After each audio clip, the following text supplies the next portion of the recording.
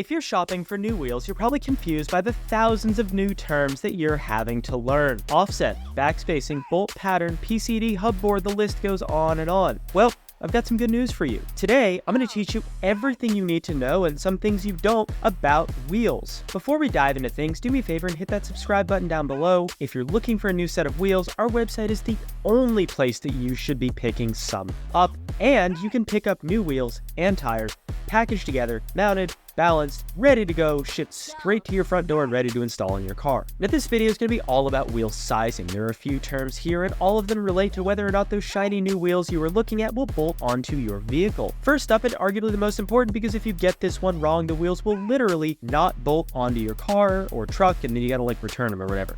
Bolt pattern, or PCD. Now bolt pattern, or more technically known as PCD, pitch circle diameter, is the spacing between the lug holes. To understand this, draw an imaginary circle between all of your lug studs. The distance from the center of that circle to the outermost point of that line is the PCD or bolt pattern. These commonly read as 5 by 114.3 or 4 by 108, the first number denoting the number of lug nuts and the second denoting the pitch circle. This is probably your most important measurement in choosing a set of aftermarket wheels, so don't heck this one up.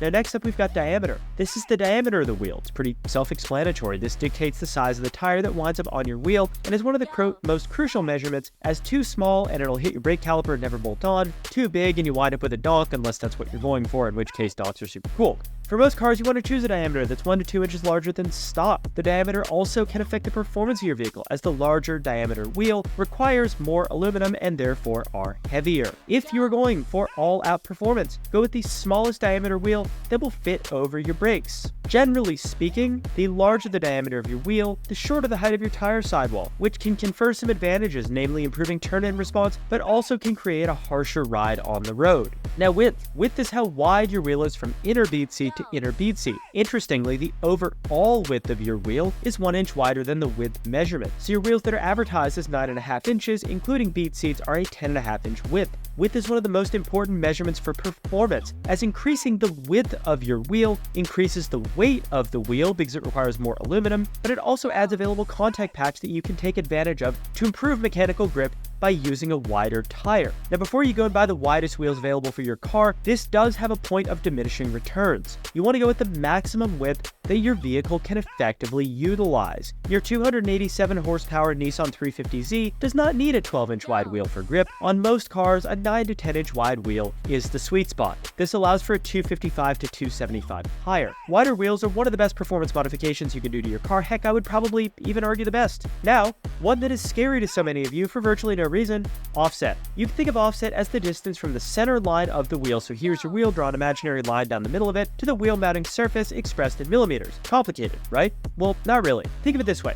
Take that wheel, draw an imaginary line vertically through the center, then take the distance between that line and where your wheel mounts, either forward or backward from that, in millimeters. That is the technical explanation of what it is, but in the real world, it's as simple as the lower the number, the more the wheel sticks out. In general, your car, if it's just like a lower daily driver, probably accepts a 30 to 50 offset depending on what the car is. Trucks do generally take lower offset wheels around a -12 to +12.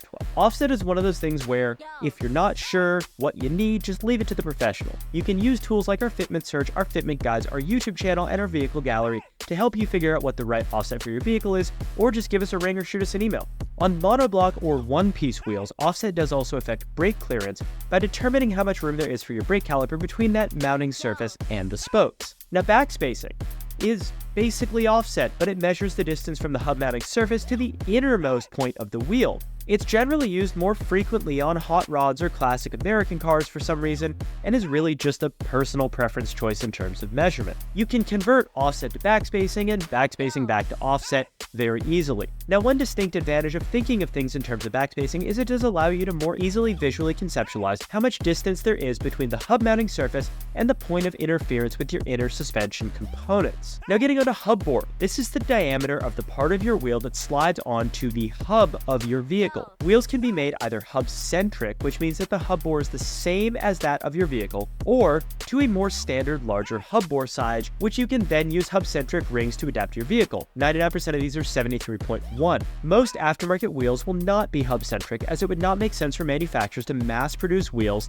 that can't fit a wide range of vehicles, so generally cast wheels would be one hub bore. Hub-centric wheels will generally be wheels that are made specifically for one vehicle application, like OEM replicas made only for Mercedes as an example. Or, if you're purchasing some tailor-made to order three-piece wheels, those are generally hub-centric as well. Otherwise, expect to need hub-centric rings to avoid vibrations. Last up, lug hole diameter. This is a pretty minor one and really only applicable if you're doing something that you're not really supposed to be doing. Mustang guys, running JDM wheels on your Mustangs, I'm looking at you right now. There are two of these when it comes to cars, M12 and M14. As you may have guessed, M12 is 2mm smaller than M14, so if your vehicle has an M14 stud, like a Mustang or a Tesla, you'll want to confirm that the wheels that you're getting are having M14 lug holes to compensate for that, or just break out the drill bit at home. I am not recommending you do this, don't do this. And then, bonus round, redrill or custom drill. This is not technically sizing, but it's related to sizing. Now some wheel vendors, like us, have our own CNC machines and can custom drill or re-drill wheels to fit on a car they were not originally designed for. If you want Ford wheels on your Camaro,